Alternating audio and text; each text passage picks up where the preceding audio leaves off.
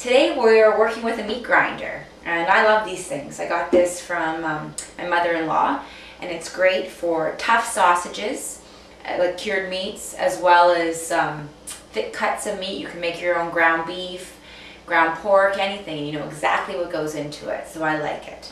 So here we've got some amazing sausage from Sardinia that my friend Davida and Hando brought back for me.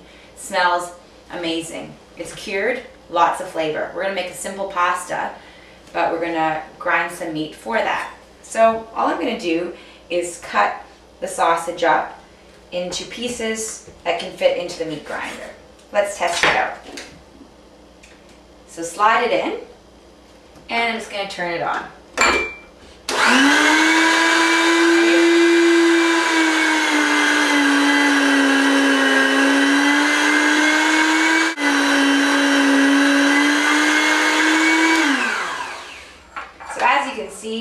Lovely ground sausage. We're going to fry that up with some onions and garlic, a little arugula and some tomatoes, and serve it with some kamut pasta. You can just use regular pasta, but I find bleached flour gets into everything these days, so when you have a tasty and nutritious option, might as well go for it. So this piece of sausage, I should show you how to prep it.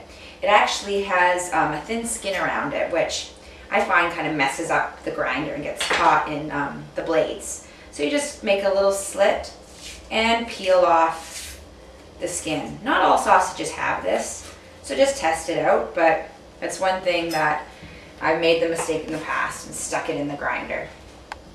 So grind away. All of our meat freshly ground up, and again, you can use any kind of sausage.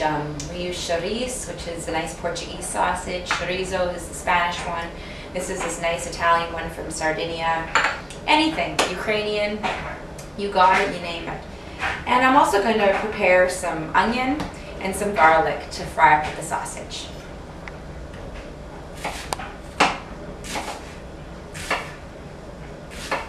Okay.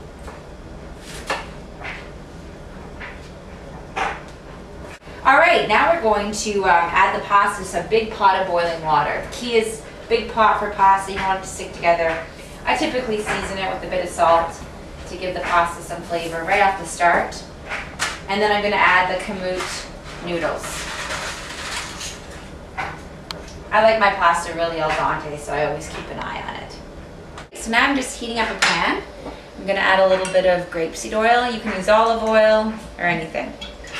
Not tons, because there is a lot of fat in the meat, but I just don't like to have a dry pan because it's cast iron. So I'm just going to add some chopped onion. I just have about a half an onion and 3 cloves of garlic to the pan.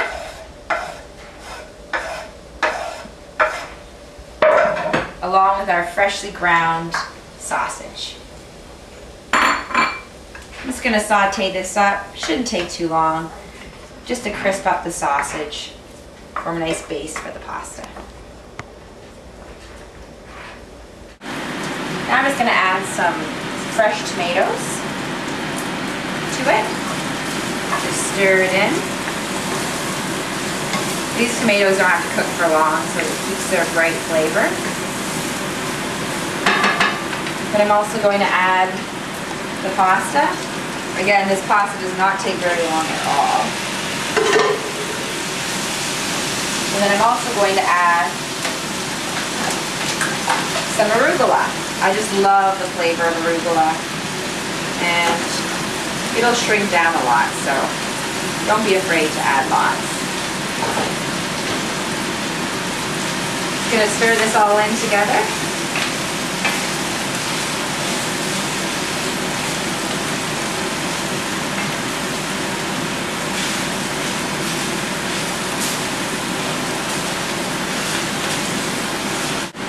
And then I'm going to finish it off by grating some pecorino cheese on top. This is a nice kind of buttery, tangy cheese.